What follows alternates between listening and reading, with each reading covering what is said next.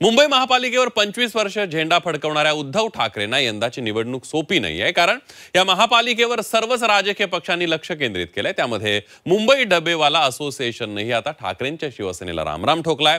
त्यामुळे उद्धव ठाकरेंची आव्हानं वाढली आहेत।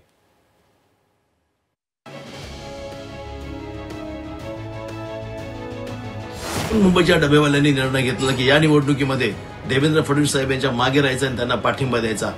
त्यांचा पाठिंबा मिळाला तर तो एक प्रकारे माऊलीचाच आशीर्वाद आहे। एवढंच जर कामगारांच्या बद्दल आपुलकी असेल, मग कामगार या कायद्याबद्दल भारतीय जनता पार्टीची भूमिका काय?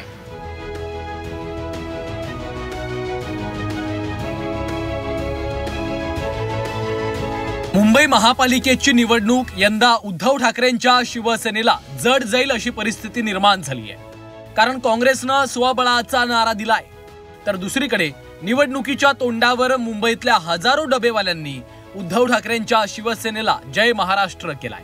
गेल्या निवडणुकीत ठाकरेंनी वचनं दिली पण पूर्तता केली नाही असा आरोप मुंबई डबेवाला असोसिएशननं केलाय। आणि या 5 वर्षाच्या कालावधीमध्ये शिवसेनेकडे महानगरपालिका होती आणि 2.5 वर्षाचा टीका होईना खुद्द उद्धव ठाकरे मुख्यमंत्री होते। असे असताना त्या मागण्या पूर्ण झालेल्या नाहीयेत। डबेवाला घरांचा प्रश्नही प्रलंबित पडलेला होता। नाही म्हणाला डबेवाला भवन एक दिलं गेलेलं आहे, बाकी सगळ्या मागण्या प्रलंबित होत्या। आताचे मुख्यमंत्री सन्माननीय देवेंद्र फडणवीस साहेब यांनी एक निर्णय घेतला आणि मुंबईच्या डबेवाल्यांना दिवे अंजूर येथे 25 लाखात घर देणार असा निर्णय घेतला आणि त्याबाबत म्हाडाल तसे त्यांनी निर्देश दिलेला आहे आणि डबेवाल्यांचा घरांचा प्रश्न हा त्यांनी जवळजवळ सोडवलेला आहे। म्हणून मुंबईच्या डबेवाल्यांनी निर्णय घेतला की या निवडणुकीमध्ये देवेंद्र फडणवीस साहेब यांच्या मागे राहायचं आणि त्यांना पाठिंबा द्यायचा। महानगरपालिका डोळ्यांसमोर ठेवून काम केलं जातंय। केंद्र आणि राज्यातलं भाजपा सरकार हे कामगार विरोधी आहे अशी टीका शिवसेना नेते सचिन अहिर यांनी केली आहे। तर डबेवाल्यांमध्ये बहुतेक मंडळी वारकरी आहेत, त्यामुळे हा माऊलींचा आशीर्वाद मानतो असं देवेंद्र फडणवीसांनी म्हटलंय। केंद्र सरकार मिळालं, राज्य सरकार मिळालं, महानगरपालिका डोळ्यासमोर ठेवली जात आहेत, आता कामगार संघटना पण ठेवले जात आहेत। एवढंच जर कामगारांच्या बद्दल आपुलकी असेल, मग कामगार या कायद्याबद्दल भारतीय जनता पार्टीची भूमिका काय?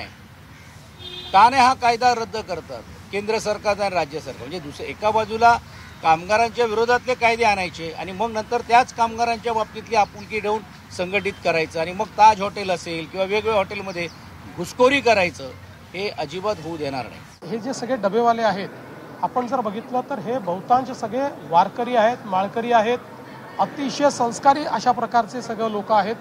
त्यामुळे निश्चित त्यांचा पाठिंबा हा अत्यंत महत्त्वाचा आहे। मी त्यांना कुठल्या राजकारणात ओढू इच्छित नाही, ती चांगली मंडळी आहेत, त्यांचा पाठिंबा मिळाला तर तो एक प्रकारे माऊलीचाच आशीर्वाद आहे। मुंबई महापालिकेत रामराज्य येणार असं भाजपचे नेते सुधीर मुनगंटीवारांनी म्हटलंय, तर निवडणुकीत आश्वासन देणं मात्र त्यानंतर ती न पाळणं हा शिवसेना ठाकरे पक्षाचा स्वभाव आहे अशी टीका शिवसेनेचे मंत्री संजय शिरसाटांनी केली आहे। चांगलं आहे, त्यांनी जो रामराम ठोकला त्याच्यातूनच रामराज्य येणार आहे। त्यांनी जेव्हा त्यांना पाठिंबा दिला होता त्या टायमाला ज्या त्यांच्या छोट्या छोट्या मागण्या, अशा काही मोठ्या मागण्या नव्हत्या, परंतु त्याच्याकडे केलेला कानाडोळा, उभाटा गटांनी प्रत्येकाकडेच कानाडोळा केलेला आहे, कुणाचीच मागणी पूर्ण केली नाही।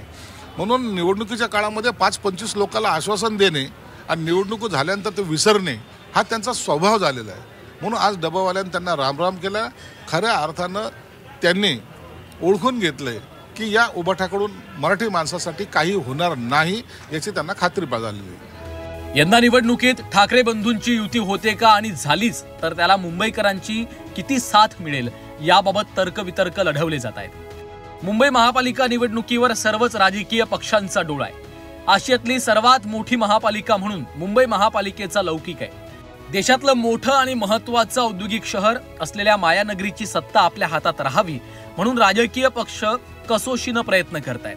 त्यामुळे घोडा मैदान दूर नाही, मुंबईचा किंग कोण हे लवकरच स्पष्ट होईल।